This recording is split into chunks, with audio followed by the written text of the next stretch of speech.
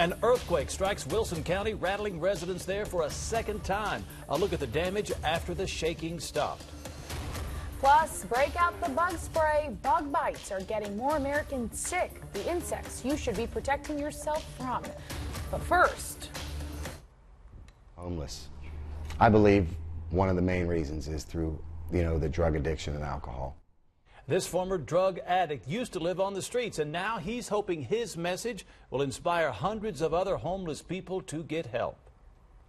They live under bridges, in alleys and parks, often sleeping on sidewalks and ignored by others. And their numbers in San Antonio have grown.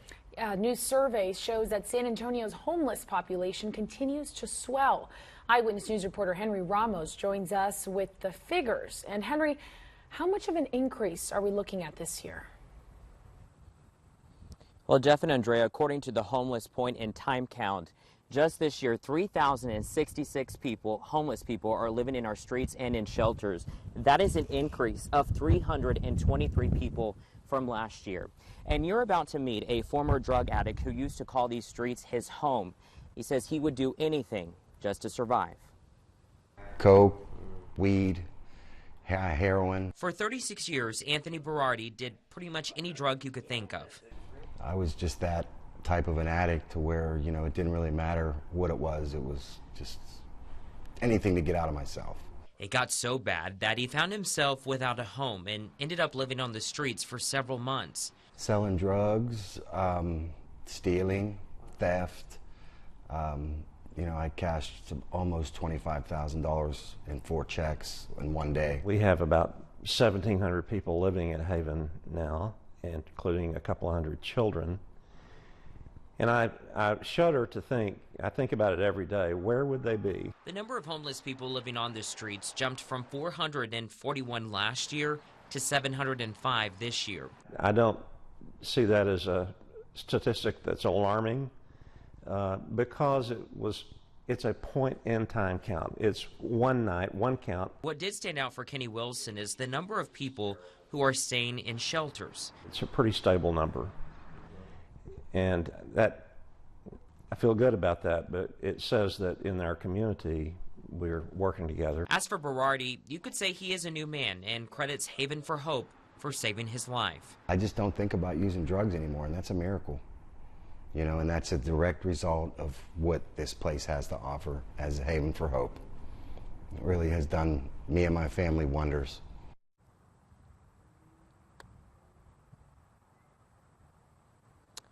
Now, Wilson does admit that there's still more work that needs to be done. He says it's not all about just sheltering homeless people, but it is about transforming their lives. Reporting live in northwest of the city, Henry Ramos, KENS 5, Eyewitness News. A man accused of killing his nephew says police have the wrong guy. Because they and they don't have the right stories. 19-year-old Henry Ruiz was arrested today for the December 2017 murder. Police say they found 20-year-old Angel Ruiz shot in the head in his bed at his East Side home. Officers found Ruiz holding a gun, but he claimed his nephew was shot during a home invasion. It wasn't until last week that evidence revealed Ruiz may have been responsible for his nephew's death. He's charged with first-degree murder. A federal agent shot and killed a San Antonio man apparently wanted for deportation. The shooting happened as Immigration and Customs agents tried to take him into custody at the intersection of Ferndale and Division. That's on our city's south side. The FBI says the man fired at agents as he tried running away. They returned fire, killing that man, and he died at the scene. One ICE agent was also injured. Happening right now, a manhunt in California. After a chase, then a standoff involving an RV. The man drove more than 100 miles from Los Angeles to Bakersfield with 2 small children inside. They are both safe tonight, but police don't appear to know where the driver is. The suspect is believed to be a registered sex offender out of Oregon. The man is considered armed and dangerous.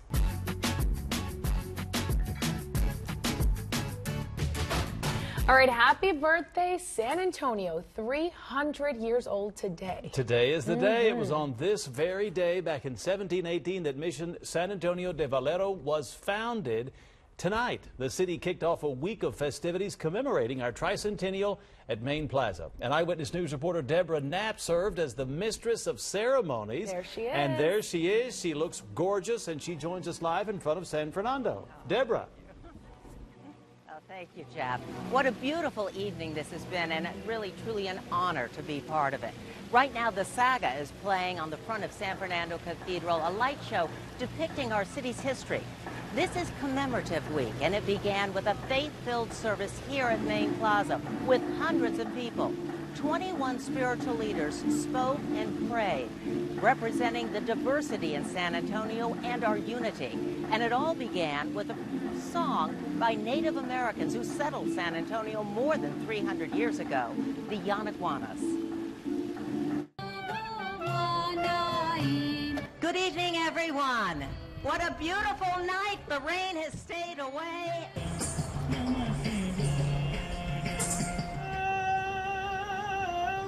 300 years of San Antonio history. Today is our day of reflection. Our community is rooted in faith and traditions of many, many people. The performance from the Native American drummers and the sounds of faith that were performed earlier.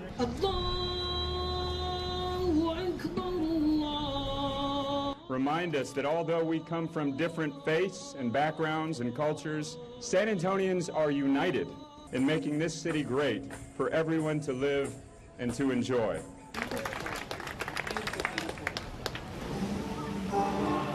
And church bells rang here at San Fernando Cathedral and across the city at exactly 8:18, 2018 in military time. There was also a beautiful candlelight vigil. And now activities continue all week long. There'll be a big fireworks show along the Mission Reach on Friday. Reporting live from downtown, Deborah Knapp, KENS 5 Eyewitness News. So fun. And Deb, I love her outfit. Well, she fits right in. She fits right in. Perfect. Thank you, Deborah. I love how we did it at 2018. Yeah, Military City, USA. All right, 661.1 Aquifer down just 1/10 of a foot, not in bad shape. In the air was all about mold. It's been around 1,000 last couple days. Pecan grass and pine also in the air. All right, we've got a ripe atmosphere. Very humid, a little bit of light drizzle. Now come the thunderstorms. We're going to look at the timing of a changing forecast. Joseph. Bill, we've got some new information regarding Kawhi Leonard and his drama, a bombshell report. What's in there and what's not, we'll explain. And could Jason Witten be staying in Dallas after all? Shattered glass on the ground after an earthquake jolts cities in Wilson County. Folks living there share their stories. That's next.